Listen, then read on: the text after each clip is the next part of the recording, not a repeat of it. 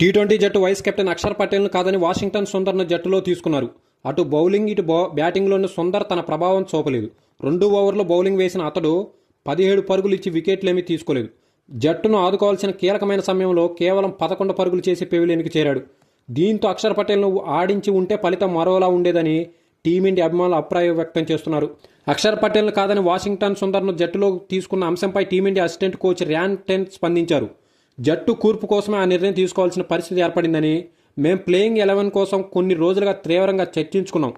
జట్టు కూర్పులో వైవిధ్యం కోసం వాషింగ్టన్ సుందర్ను తీసుకున్నాం. బ్యాటింగ్ డెప్త్ కోసం రింకు సింగ్ను కొనసాగించాం. అయితే అంత మాత్రాన అక్షర్ పటేల్ ప్రాధాన్యం తగ్గినట్లయితే కాదు.